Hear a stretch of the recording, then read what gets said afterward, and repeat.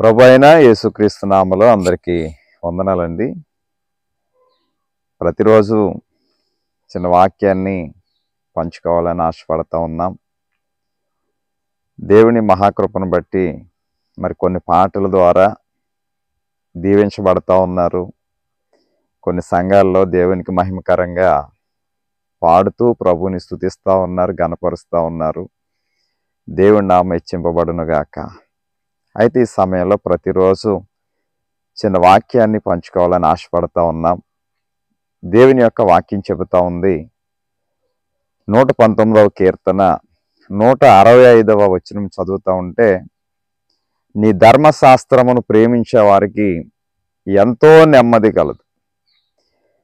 దేవుని యొక్క ధర్మశాస్త్రం లేకపోతే దేవుని యొక్క వాక్యము, ఆయన ఆజ్ఞలు, ఆయన కట్టడలను ప్రేమించే వారికి ఎంతో నెమ్మది కలదు. కేవలం నెమ్మది మాత్రమే కాదు, ఎంతో నెమ్మది కలదని ప్రభు యొక్క వాక్యం చెబుతా ఉంది.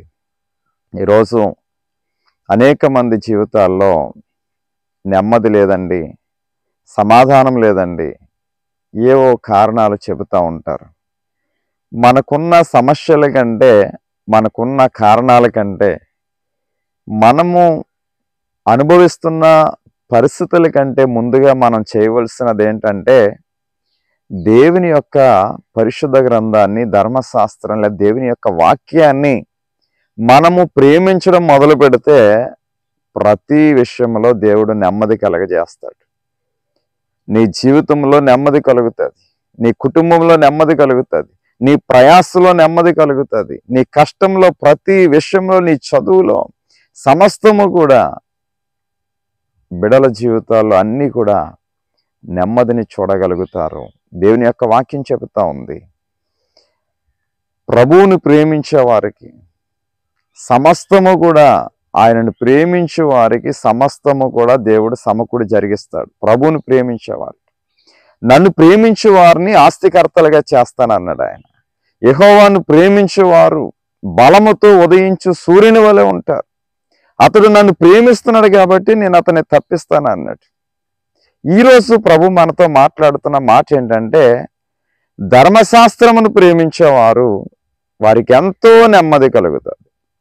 ఈరోజు మన జీవితాల్లో నెమ్మది ప్రభు కలగచేయబోతున్నాడు. మొదటిగా మనం చేయవలసింది ఏంటంటే, మన పని కంటే, మన ఉద్యోగం కంటే, మన వ్యాపారం కంటే, మన ఆస్తి కంటే, మన కుటుంబం కంటే, అన్నిటికంటే ముందుగా ఒకటి మనం ప్రభువుని ప్రేమించాలి.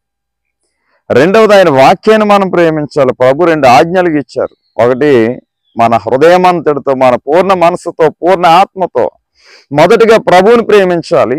రెండవది నిన్ను వల్లే నీ పొరుగు వారిని ప్రేమించమన్నాడు. 2 ఆజ్ఞలుగా ప్రభు చేస్తారు ధర్మశాస్త్రాన్ని. అయితే ఈ సమయంలో మన వాక్యాన్ని కూడా ప్రేమిస్తూ ఉంటే, కేవలము ప్రభువుని ప్రేమిస్తే సరిపోదు, వాక్యం ఎడల ప్రేమ కలిగి ఉండాలి. అనగా వాక్యాన్ని, నన్ను ప్రేమించేవాడు నా ఆజ్ఞలు గైకొంటాడంట. ఎవరైతే ఖచ్చితంగా వాక్యాన్ని ప్రేమిస్తున్నారో, ఆయన ఆజ్ఞలు గైకొంటున్నారో, నన్ను ప్రేమించేవాడు ఖచ్చితంగా నా ఆజ్ఞలు గైకొంటాడు. హల్లెలూయా.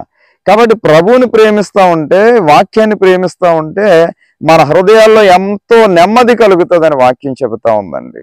ఈరోజు నువ్వు ఏ స్థితిలో ఉన్నా సరే, ఏ పరిస్థితిలో ఉన్నా సరే, ఎన్ని బాధలు గుండా వెళుతున్నా, ఎన్ని సమస్యలు గుండా వెళుతూ ఉన్నా, మన వాక్యాన్ని, పరిశుద్ధ గ్రంథాన్ని ప్రేమించడం మొదలు పెడితే మన బ్రతుకులో గొప్ప నెమ్మది కలుగుతుంది. ఎందుకంటే వాక్యం చెప్తా ఉంది, నీ వాక్యము నన్ను బ్రతికించి ఉన్నది, నా బాధలో ఇదే నాకు నెమ్మది కలిగిస్తూ ఉంది. ప్రియమైన సహోదరి, సహోదరుడా, ఈరోజు యవనస్తులు కూడా అనేక మంది లోకంలో ఉన్న వాటిని ప్రేమిస్తూ ఉన్నారు.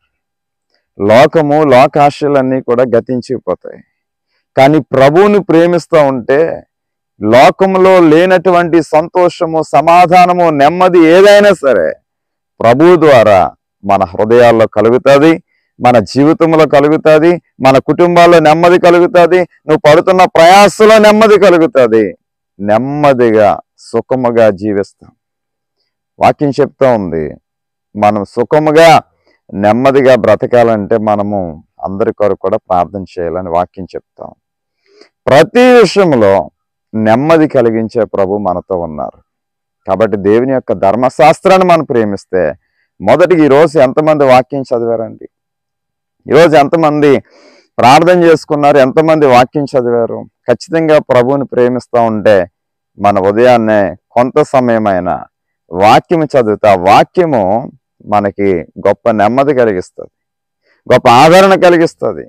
కాబట్టి ప్రతి ఒక్కరూ కూడా పరిశుద్ధ గ్రంథాన్ని ప్రేమిస్తూ ఉంటే, ఆయన వాక్యాన్ని ప్రేమిస్తుంటే, ఆయన కట్టడలు, ఆయన ఆజ్ఞలను ప్రేమిస్తూ ఉంటే మన బ్రతుకుల్లో, మన జీవితాల్లో గొప్ప నెమ్మది కలుగుతుంది. ప్రభు అయిన యేసుక్రీస్తు నామములో మీ అందరికీ తెలియచేస్తా ఉన్నాను, హెచ్చరిస్తా ఉన్నాను. పరిశుద్ధ గ్రంథాన్ని ప్రేమించండి. ఖచ్చితంగా మన బ్రతుకుల్లో గొప్ప నెమ్మది మనం చూడబోతున్నాం. కాబట్టి ఈరోజు గొప్ప నెమ్మది మీ జీవితాల్లో మీరు చూడబోతున్నారు. ప్రభు ఈ మాటలు దీవించును గాక. అందరికీ వందనాలు.